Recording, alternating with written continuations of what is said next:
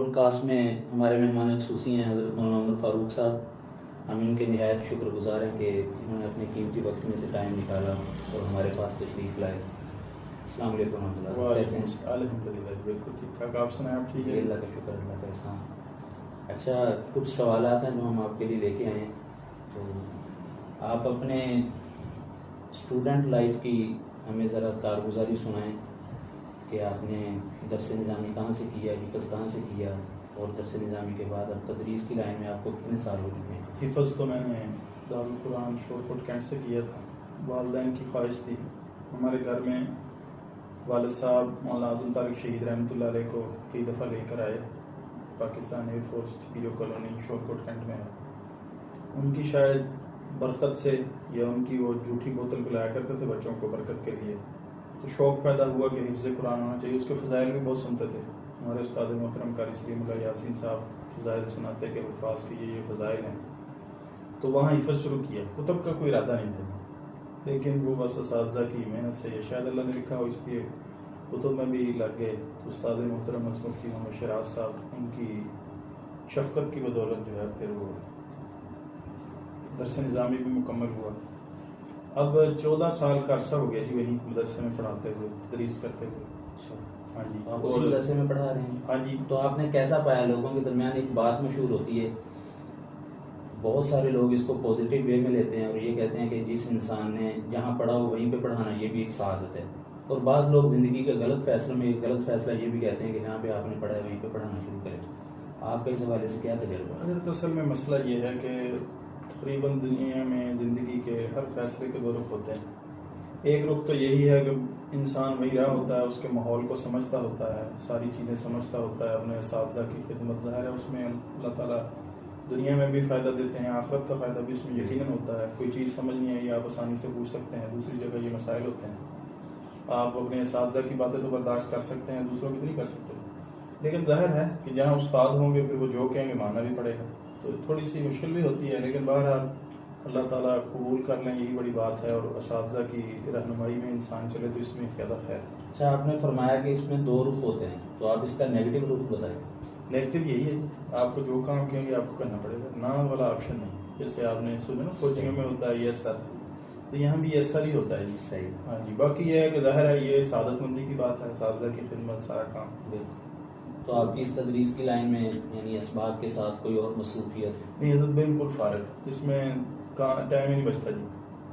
اچھا, social media پہ آپ ماشاءاللہ بہت ایکٹیو ہیں, کیونکہ ادارے کی طرف سے آپ کو کوئی یہ آپ کی تشکیل ہے یا ادارے کی طرف سے آپ نہیں, ادارے میں ہمارے اساتذہ کرام تو اس کو ویسے ہی نہیں درست سمجھتے جس کا استعمال بد نظری اور اس میں فضول لغویات بہت زیادہ ہیں. یہ تو آپ کا بھی تجربہ ہوگا.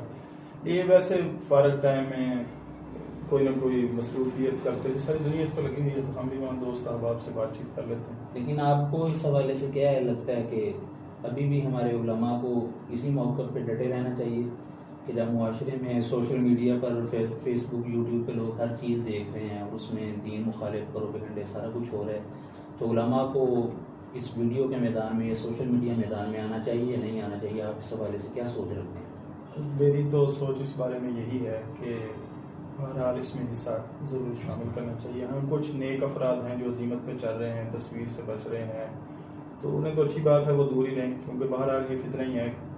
لیکن یہ از خود جو ہے جیسے موبائل ہے, یہ خود خراب نہیں ہے, بندہ اس کو چلاتا ہے. خراب چلائے گا تو خراب ہے, اچھا چلائے گا تو اچھا ہے. جیسے اس میں فائدہ ہے, بہت سی کتابیں خرید نہیں سکتے لیکن ایک کلک پہ ڈاؤن لوڈ کر کے پڑھ سکتے ہیں. یہ تو آپ کا اپنا استعمال ہے, لیکن کیونکہ امت کا اکثر حصہ اسی پہ مصروف ہے, تو بہرحال اگر اس کو استعمال اچھے طریقے سے کر لیا جائے تو اس کا فائدہ ہے. اب ویسے آپ دیکھیں گے تو آپ کا تجربہ آپ کا بھی ہوگا کہ طلباء چلاتے تو یہ ہیں, لیکن جب آپ انہیں تربیت دے کے ترتیب سے چلائیں گے تو فائدہ ہے, اور اگر بغیر ترتیب کے چلائیں گے تو اس کا کوئی فائدہ نہیں ہے, الٹا نقصان ہی ہوگا. وہ کچھ نہ کچھ تو کریں گے, تو پھر غلط کریں گے. اگر آپ اس کو اس کام میں مصروف کر دیں گے تو اس کا فائدہ ہے. اگر تدریس کے ساتھ آپ کی کوئی بزنس, کوئی کاروباری مصروفیات؟ نہیں, کوئی ایسی مصروفیت نہیں جی. میں تو مدارس کی تنخواہیں بہت کم ہوتی ہیں, تو اس میں ایک بندہ جس کے 2-3 بچے ہیں تو فیملی کا میرے خیال میں گزارا بہت مشکل ہے. نہیں, مشکلات کا سامنا نہیں ہے آپ کو؟ نہیں, دیکھیں جزوی مشکلات تو اللہ کی طرف سے آتی ہیں. باہر جو کما رہے ہیں وہ کون سا سکھی بیٹھے ہیں. لیکن پھر اس کی بھی بڑی آمدنی ہے. ہمارے معاشرے میں تو مولوی کی تنخواہ شاید ایک مزدور سے بھی کم ہے. وہ ہوتی ہوگی حضرت، کہیں کہیں ہوتی بھی ہے ایسی. تو اس کے علاوہ بھی بڑے اس میں ہوتے ہیں جن کی تنخواہیں کم ہیں، ان کو ہدیے بھی اتنے زیادہ آتے ہیں. لوگ سمجھتے ہیں کہ ماشاء غیبی اللہ، مدد.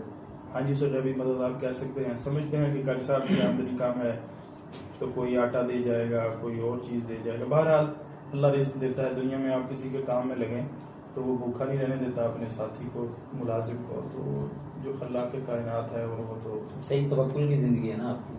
نہیں، یہ تو نہیں کہہ سکتے، لیکن بہرحال اسباب استعمال کرنے چاہیے اگر کوئی کر سکتا ہے. لیکن یہ کہہ سکتے ہیں کہ بھوکا نہیں مرتا. اس لیے آپ نے دیکھا ہوگا کہ مولوی جو ہے لوگوں کو کہیں گے اپنے بچے کو عالم بنائیں تو کہیں گے کھائے گا کہاں سے، اور جب دسترخوان پہ علماء کھا رہے ہوتے ہیں تو کہتے ہیں یہ کھاتے بہت زیادہ ہیں. تو یہ ایسے ایک مثل مشہور ہے ذہن میں ہے. یہ بھی ایک دنیا میں ایک شعبہ ہے. اور پھر مولویوں کی لائن میں بھی حضرت بڑے شعبے ہیں. نعت خوانی ایک شعبہ ہے، خطابت ایک شعبہ ہے، پیری مریدی ایک شعبہ ہے. پھر آگے جو ہے وہ تدریس، عملیات ایک شعبہ ہے، کامیاب شعبہ ہے. ہاں کامیاب شعبہ ہے. اور بھی یعنی شعبے اس میں بن بھی سکتے ہیں. یہ بھی ایک شعبہ ہے صحیح کہ آپ آن لائن جو ہے وہ لوگوں کو دین سوشل سکھا میڈیا پہ سکتے اپنے ہیں. چلیں حضرت، بہت شکریہ آپ نے اپنا ٹائم